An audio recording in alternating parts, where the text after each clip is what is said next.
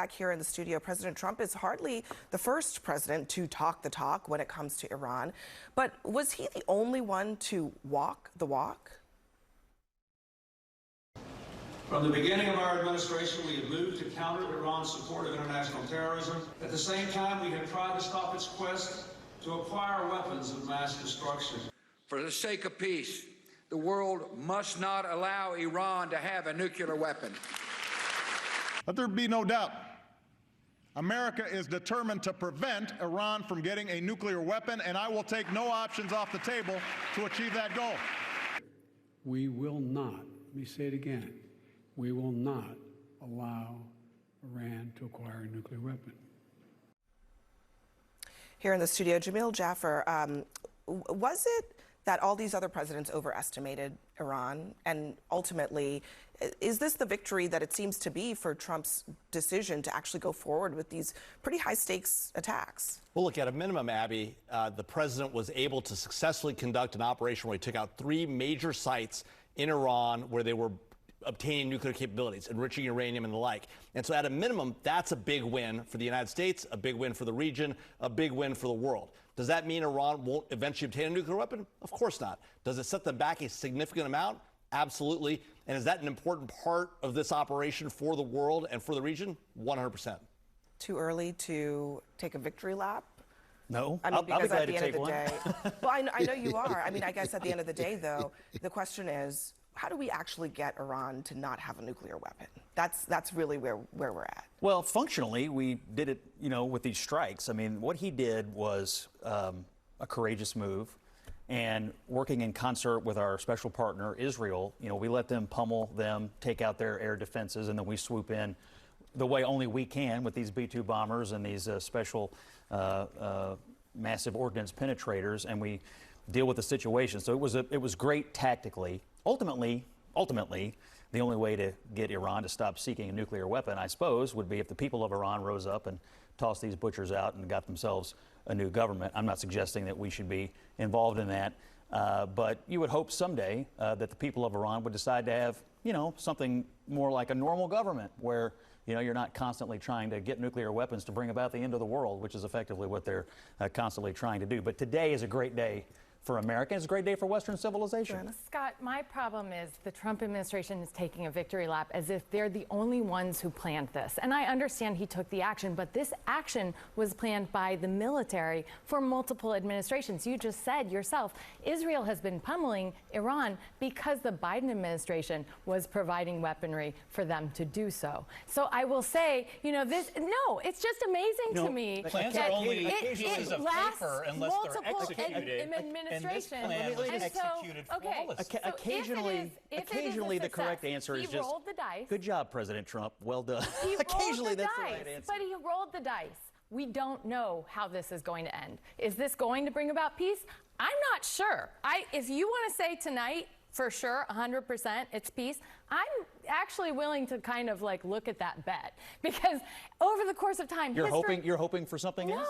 No, I'm not. Over the course of time, history will tell you that when I went around the world with President Obama, these other countries are planning in 100-year plans, and we are looking at 2- and 4-year plans. And what I'm saying is this military strike was many years in the planning by our very capable military, and I think they deserve the credit. But I think it is true that, as we pointed out, all these other American presidents have said, we're going to stop Iran from getting a nuclear weapon, with the big caveat that we actually don't know if we have stopped Iran from getting a nuclear weapon.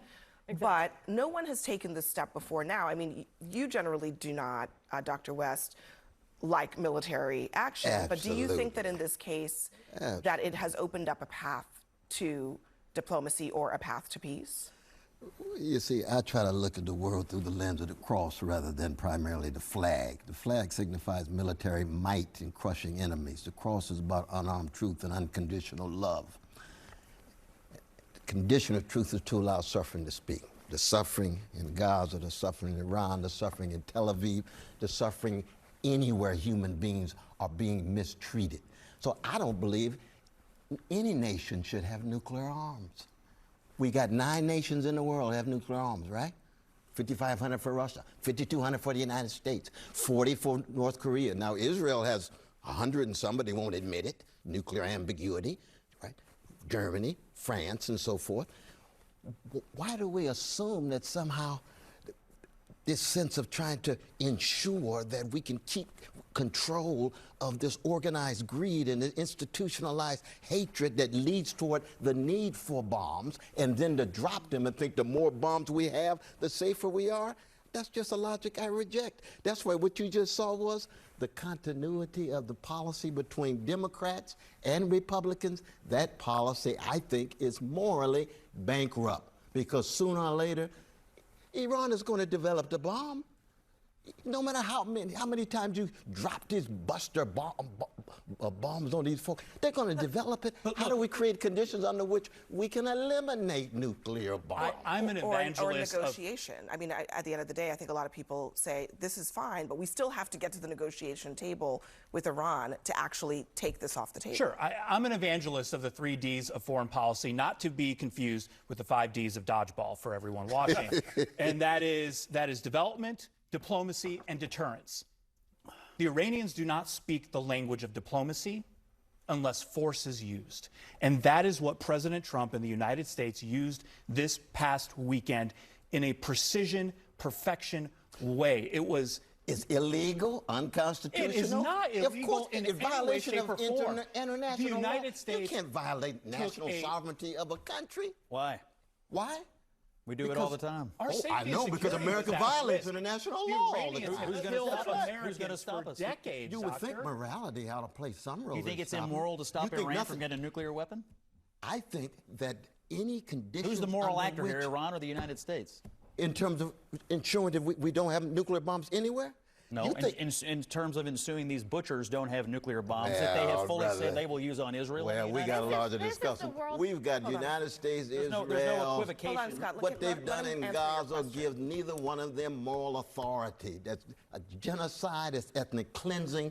Israel has no moral authority. The United States has no moral authority. Disagree. You think that no, we just had deep disagreements on that. But I'd like to hear your Christian formulation. So your alternative is to allow them to develop and deploy a nuclear weapon. My brother? Hold on a second. Where does the love? Where's the love for you, for Iranians, and for Palestinians and others? We don't live in a theocracy, but they do, and their theology I don't defend theocracies. Their theology is to get a nuclear weapon, destroy Israel, and destroy the great Satan, which is the United States. Our government is based on one thing: national defense. And what's in the best interest of our national defense is for these fanatics not to have a nuclear weapon where they can wipe us off the map. It has nothing to do with Christian or whatever. It has everything to do with national defense. And you don't think there's fanatics?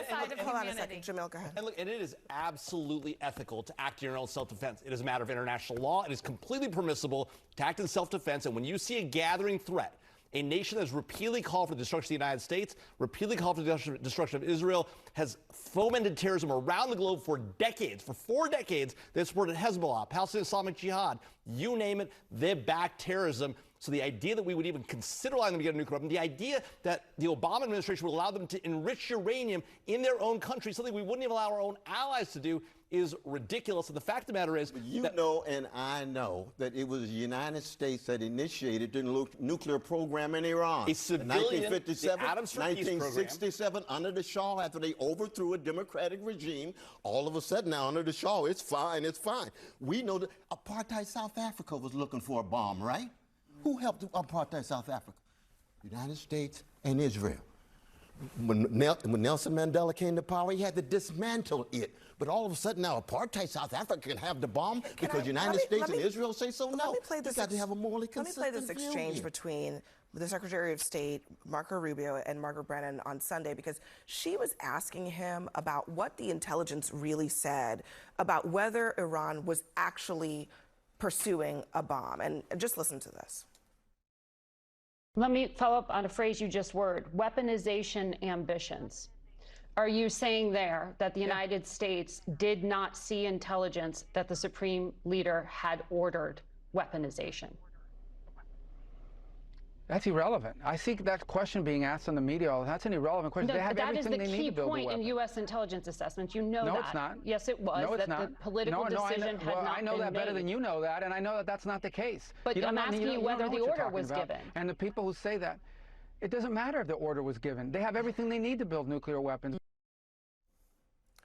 I mean, does it matter? So whether or not they actually were going to do this? I think it does matter, very much so. And I would agree with Dr. West, as the world as it should be, we should not have nuclear weapons. I agree with you 100%. The world as it is, the President of the United States, I worked for an anti-war president, and I saw, no, he was. He ran against. How many countries did you bomb the crap out of? Well, that's what I'm going to say, Lord Scott. have mercy. But no, like you guys didn't just use bombs for diplomacy. But do you want to put the scorecards up against each other? I'm between happy bombs to put and up drones? scorecards. You all are the key literal. I got lots of The continuities at work in both parties. Let Both her parties have the finish. You got the drones killing innocent folk under Democrats and Republicans. You agree with that? But you do, because the American president's job is to keep the American people safe. And after 9/11, we have given them more and more power to make sure that they can do that. And it has been unilateral. I actually think it would be a very interesting idea for Congress to get involved in, or others, but they've kind of ceded their responsibility because they can't even pass any legislation. So we are in this situation because of design, because we've empowered them to do this. Look, but we've seen what happens when you get Congress involved. President Obama went to the podium in the White House, said, I've decided as Commander-in-Chief to strike Syria, to enforce the red line, and then, but I'm going to wait for Congress. And of course, what happened? Nothing. They did nothing. No, and what did President Obama do? He went up to Russia, made a deal with Russia, and more Syrian civilians died with the use of chemical weapons because we didn't enforce the red line. Everyone around the world saw that. They learned the lesson. America doesn't stand for what it says. Whatever you might think of President Trump, he stepped up, did what he said he was going to do, and took action. He did, but the women in Iran are not free tonight. There is no freedom for women in Iran. Woman life, when they freedom rose up. movement, woman life, Are you suggesting that we should send American military into Iran to free the women?